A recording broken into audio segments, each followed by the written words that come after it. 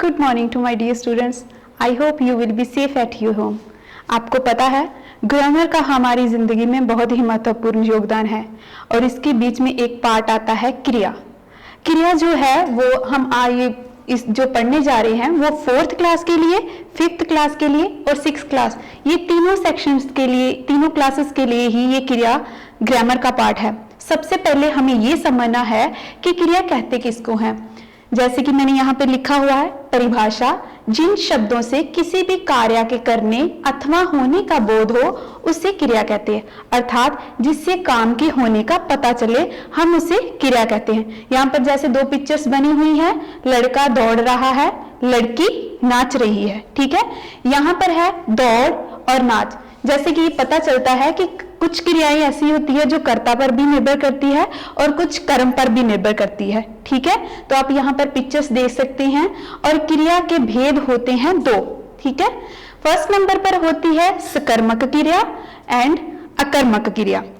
सबसे पहले हमें यह समझना होगा कि सकर्मक क्रिया क्या है।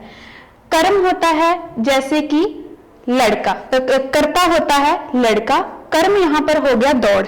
तो जहां पर कर्म के साथ कर्म का पूर्ण फल मिलता है उसे हम कहते हैं सकर्मक क्रिया, और यहाँ पर क्रिया का फल जो है कर्ता पर पड़ता है उसे हम कहते हैं अकर्मक क्रिया। और इसकी एग्जाम्पल्स ये है, रोहन किताब पढ़ता है, यहाँ पर सकर्मक क्रिया है। ठीक है, तो यहाँ पर किसके साथ है, कर्म पर फल पड़ता है। ठीक है, तो यहाँ पर क्रिया का जो फल है, नेक्स्ट में मोहन खेलता है, तो जहां पर जो है कर्ता पर कर्म का फल पड़ता है, तो इसलिए दोनों में ये डिफरेंस है। 4th क्लासेस के लिए और 5th क्लासेस के लिए क्रिया की डेफिनेशंस हैं, उसके साथ उदाहरण है और क्रिया की दोनों टाइप्स हैं। 6th क्लास के लिए ये दोनों की ही एक्सप्लेनेशन इंपॉर्टेंट होगी।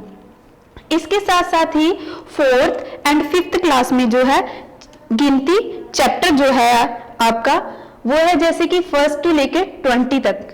4th क्लास के लिए है जो चैप्टर 11 है और 5th क्लास के लिए जो चैप्टर है वो 20 है। वो आपने 1 से लेकर 20 तक आपने अच्छी तरह से इसको लर्न कर लेना है। जैसे कि मैंने यहाँ पर अंग्रेजी के अंकों में भी दी हुई है, हिंदी के अंकों में भी दी हुई है और हिंदी के शब्दों भी लिखी हुई है। फर्स्ट आप देख रहे हो कि एक जो होता है उन दोनों का कितना डिफरेंस है। शब्दों में आपने ये शब्दों वाली लिखनी है और अंकों में आपने ये हिंदी के अंकों वाली लिखनी है, और एक अंग्रेजी के अंकों में अगर आपको अंग्रेजी के अंकों में लिखी होगी तो आपको इसको समझना आसान हो जाएगा। दो को सेम उसी तरह से लिखा जाता है लेकिन थोड़ा सा डिफरेंस है। 3 को लिखने के लिए उसके नीचे से ऐसे इसको सर्कल कर देना है, उसके बाद इसको शब्दों में लिख देना है। 4 को उल्टा जैसे ऐसे करके लिखा जाता है। ठीक है, तो 4 इसको हम इंग्लिश में 4 कहते हैं, हिंदी में 4। 5 जैसे हम 4 अंक लिखते हैं अंग्रेजी में, उसी तरह से उसका हिंदी में अंकों में प्रयोग किया जाता है। तो इसी तरह से आपने इसका 20 तक इसको अच्छी तरह से लर्न करना है। इसके साथ साथ ही आपका जो होमवर्क है 6 क्लास के लिए, क्लास 6 के लिए क्रिया चैप्टर का आपने इसको अच्छी तरह इसकी डेफिनेशन करनी है, इसके साथ में जो भी टाइप्स दी गई हैं उसकी साथ में एग्जांपल्स करनी है और टाइप्स की भी अच्छी तरह से एक्सप्लेन करना है। 4th एंड 5th क्लास को भी आपने ऐसे ही करना है। Class 4th and 5th class,